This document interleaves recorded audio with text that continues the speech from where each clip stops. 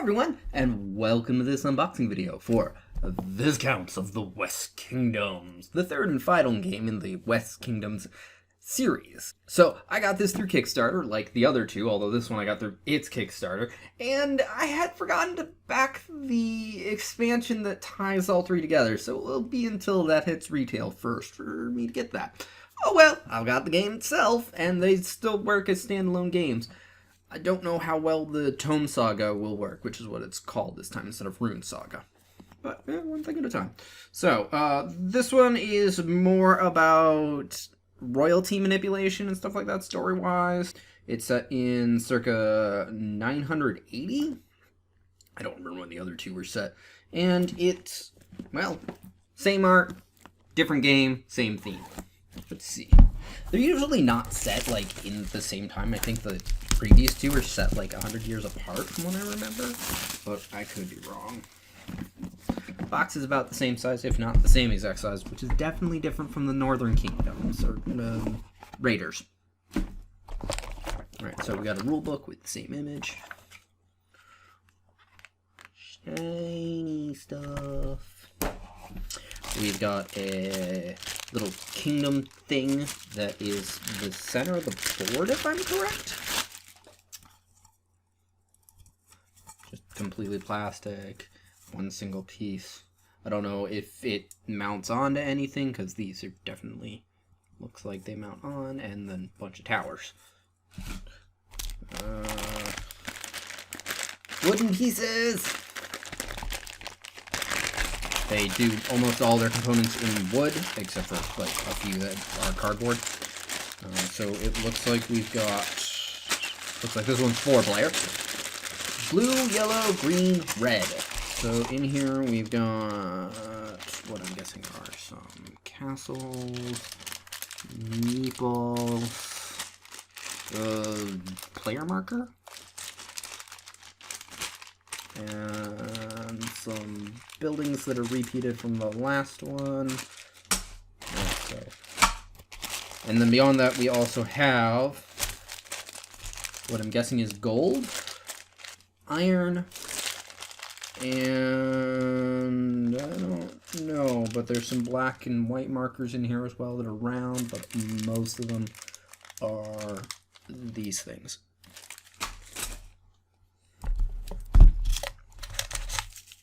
Gel packet. Empty bags. Yay.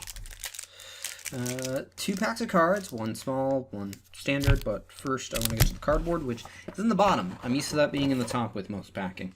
Oh, okay, and even then we've got something else. We've got what I'm guessing are player boards, because there's 4 of them and they're identical.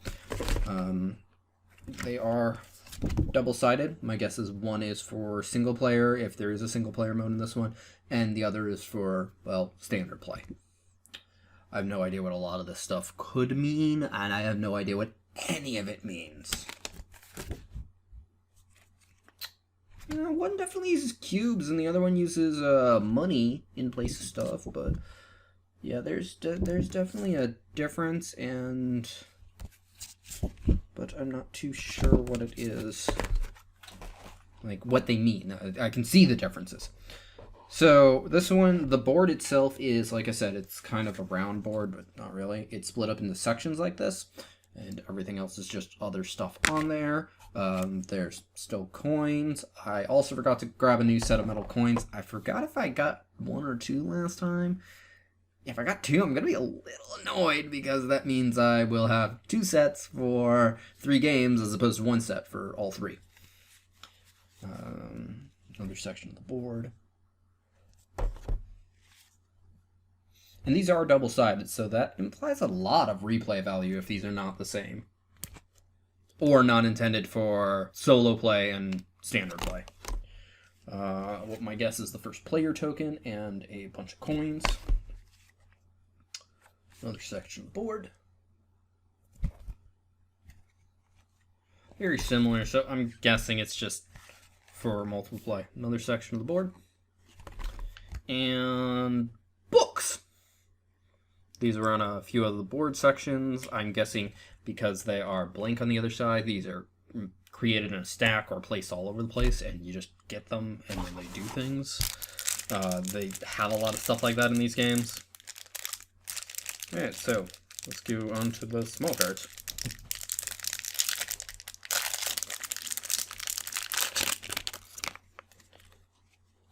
Alright, so we've got a bunch of deeds, which are double-sided. One side is 3 victories, I guess? They use purple's usually victory, but yellow is sometimes a sort of victory, and the other side is 1. I don't know how to change those. And then we have one that is definitely debt, which is about as many of them, with a -2, again, I assume victory, and then a +1 resource. They've had debt or some equivalent in all 3 of these now, and it's get this as a bad thing, either because you did something bad, or get it as actually I'm taking debt so I can do something. Sometimes the game has both options. Get rid of your debt, get something not worth as much, unless you built an engine for it, at which point in time you're just like, give me all the debt so I can get rid of it. Multiplication tokens, these are actually the same, I think, across all the games that have them. Or, like, that have any resources. 5 on one side, 10 on the other, a few of those. And then some small cards that I don't know what they're for, but they do not look like they're for the other games. Speaking of which, I don't remember if I would have gotten the stuff from the other games. Oh well, I'll look into that later. Then we've got standard size cards. Assuming there's not, ones in here, because most of the cross-game ones are standard size cards. It's also easier to tell because a lot of them have a more unique back.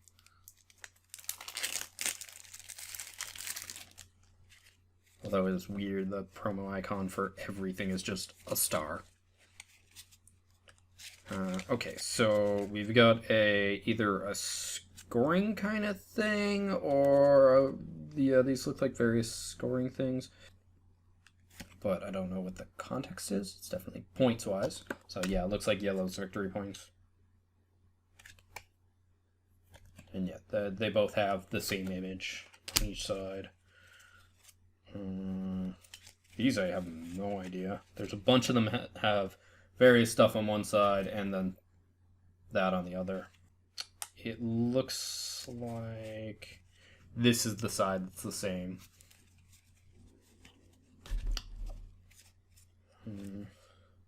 My guess is a conversion summary card.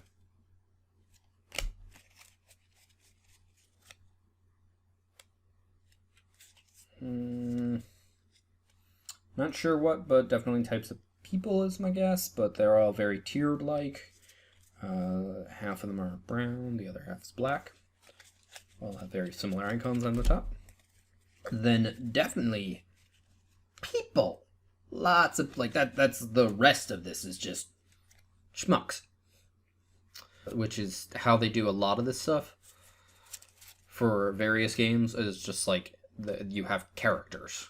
I don't remember if the third game in the North series had them, but I know the first 2 did. And then they just do all sorts of kind of things, and it's usually... And the series so far has been, like, a lot of... Pay this, I think, usually, and then either get this or this, and then there's obviously different ways to modify all of that. What you pay, what you get. And then just a quick continuation check. Does not look like I ended up getting any of the extra stuff. If there even was any promos this time around. If there was and I ended up missing them because I forgot to, order them. Oh, crud. That's going to be really annoying. But whatever. Not your problem. Mine. But that's everything this time around. This one actually feels like it has a lot less components, but then again, one of them also filled all the way to the top instead of sort of. So thank you for watching. I hope you enjoyed. If you did, feel free to press that like button. If you think somebody else will enjoy this video, feel free to share it. Either way, I'll help this video get seen more. If you didn't like this video, go and press that dislike button. I won't mind, but please leave a constructive comment as to why. Also, feel free to comment in general, such as would you like to see anything about this game or the rest of the series, including Raiders of the North, which I don't have any, but I've played all of, like, except maybe random promos here and there, which, whatever. Or any other board games that you might want to talk about. If you'd like to see more like this, be it more unboxing videos, my board game overviews, my painting videos, or anything else I might do on this channel, feel free to subscribe. Regardless, thank you for watching and have a wonderful day. Bye-bye.